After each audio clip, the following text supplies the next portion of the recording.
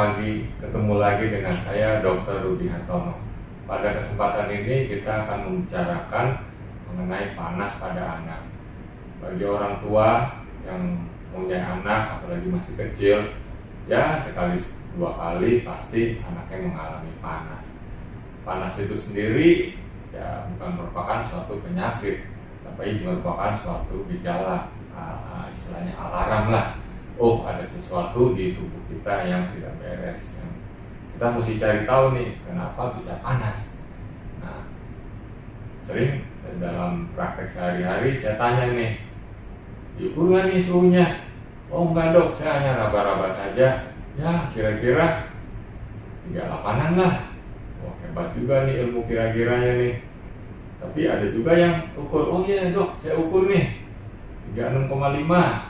Ada yang bilang 36,9, oh 37,2. Lalu saya balik lagi, lalu suhu normalnya berapa? Nggak tahu dong. Nah jadi kita harus tahu suhu normalnya berapa. Jadi kita baru bilang, oh ya ini mulai panas. Karena banyak orang tua ya, moms ya, panik nih, wah nih panas nih, buru-buru kasih penurun panas. Ya jadi sebenarnya panas itu sendiri kan tadi sudah bilang suatu alarm. Nah, dengan kenaikan suhu tubuh kita yang kita bilang panas, maka tubuh kita itu akan membentuk antibodi. Jadi ada sisi positif dari panas. Tubuh kita akan membentuk antibodi untuk melawan penyebab dari panas itu sendiri. Nah, saat ini alat ukur termometer ini bervariasi ya. Kalau zaman dulu seringkali kita memakai termometer air raksa yang kita taruh di ketiak 3 menit. Nah itu akurasi juga bagus. Saat ini termometer air raksa sudah dilarang karena isu pencemaran. Jadi kita memakai termometer digital. Ada yang taruh di ketiak, ada yang di telinga, ada yang di infrared, ditembak di dahi.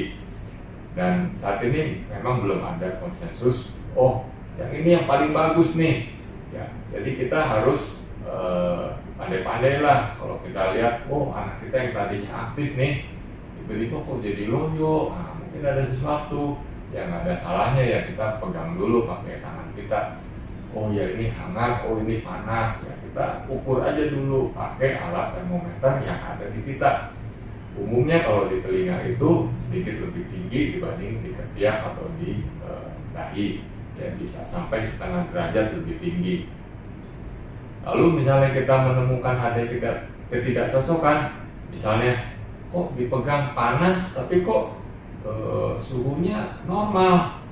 Nah, bisa aja kita salah memasangnya atau memang alat ukurnya sedikit bermasalah. Jadi misalnya kita coba-coba terus, misalnya kalau telinga kan rada susah, kalau di ketiak kita pastikan kulit dengan kulit itu harus menyentuh.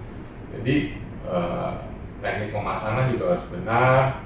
Nah, kalau kita udah pasang benar tapi kok masih beda nih, ragu-ragu, ya kita ukur aja di kita atau orang lain. Ya, kalau memang alatnya bagus maka di orang yang normal itu memberikan suhu yang normal. Nah, jadi Mau sudah tahu ya suhu yang normal itu gimana.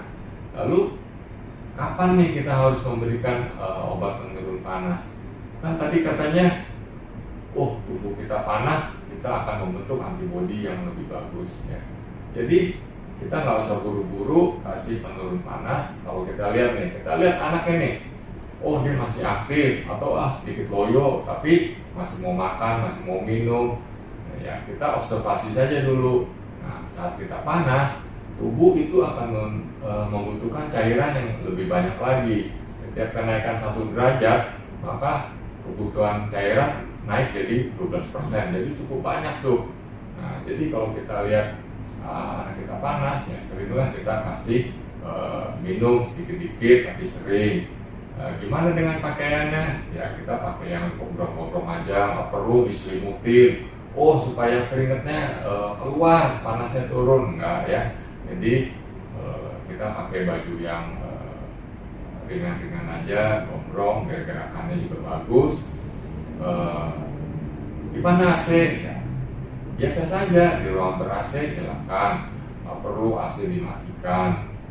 Nah, kadang pada beberapa anak kalau panasnya lebih tinggi, dia cenderung loyo, nafsu makannya berkurang. Itu karena disebabkan zat interleukin 1 yang meningkat sehingga anak jadi loyo, kurang nafsu makan. Nah, kalau dalam hal itu meskipun tidak terlalu tinggi, boleh aja kita kasih penurun panas. Biasanya kalau suhunya udah normal, anak lebih ceria, mau makan, dan kita observasi dulu selama 3 hari. Ya, kalau 3 hari sudah dia masih panas, ya kita bawa berobat. Nah, saat ini ada 2 golongan obat penurun panas yang kita sering pakai. Satu golongan paracetamol dan golongan ibuprofen. Moms harus tahu ya obat apa yang ada di rumah. Nah, apa sih bedanya ibuprofen dengan paracetamol? Nah, ibuprofen itu biasanya kerjanya lebih cepat, ya nggak sampai setengah jam dia udah bisa menurunkan panas. Nah, kalau golongan paracetamol dia kerjanya lambat, 1 jam panasnya baru turun. Nah, gimana durasi kerjanya? Ibuprofen tuh lebih panjang, bisa 6 sampai 8 jam. Tapi kalau golongan paracetamol sekitar 3 sampai 4 jam udah habis kerjanya. Nah, gimana sih kita pakai obat penurun panas yang baik? Nah, dari penelitian yang ada, sebaiknya kita hanya memakai 1 golongan obat saja. Kalau kita campur-campur, nanti takutnya salah memberi atau dosisnya kurang atau lebih ya. Nah, efek sampingnya menjadi lebih banyak. Jadi cukup 1 saja. Memang ada beberapa dokter yang menyarankan kasih ibuprofen, kalau belum 6 jam misalnya panas lagi kasih paracetamol. Nah, itu seringkali orang tuanya tuh cemas tuh. Wah, ini panas nih, gimana kalau anak kita kejang nih? Nah, jadi sebaiknya sih kita cukup memakai 1 penurun panas saja, mau ibuprofen atau paracetamol. Tapi mesti ingat ya, kalau pakai ibuprofen perut harus isi dulu ya. Kadang-kadang ada beberapa anak perutnya sedikit sakit atau mual, muntah, jadi sebaiknya makan dulu. Nah, dosis juga harus tepat. Kadang-kadang orang tua, ya panas ya, saya kasih setengah sendok teh. Nah, sendok teh kan juga kecil tuh. Jadi kalau dosisnya kurang, itu juga tidak tepat guna. Kalau gimana kalau dosisnya kelebihan, itu juga nggak bagus juga. Jadi jangan coba-coba memberi obat kalau tidak tahu dosisnya. Nah, banyak orang tua nih, wah nanti kejang nih, gimana nih? Nah, dari 100 anak yang panas, ya, nggak banyak sih yang kejang, sekitar 2-4%. Ya, jadi kita jangan terlalu panik. Kalau terlalu panik, ya kita nggak bisa berpikir dengan baik. Akibatnya gimana? Ya salah ukur suhu, kita nggak ukur suhu, kita langsung kasih, dosisnya bisa kurang, dosisnya bisa kelebihan. Ya. Jadi kapan sih sebaiknya kalau kita membawa anak berobat? Ya, jadi tadi saya udah bilang kalau anaknya masih ceria, mau minum, mau makan, ya kita bisa tunggu 3 hari. Ya.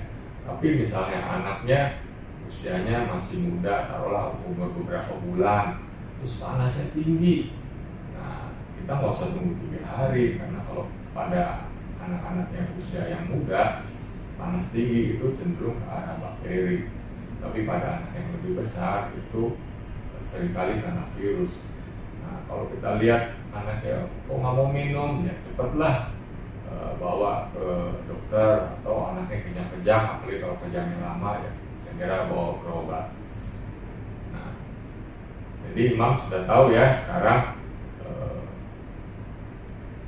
suhu yang normal bagaimana, lalu tanda-tanda bahaya, kapan membawa berobat ke dokter, obat apa yang diberikan. Ya, jadi sekali lagi jangan panik agar kita bisa berpikir dengan jernih. Semoga tips ini bermanfaat buat moms di rumah. Sampai ketemu di video yang berikutnya.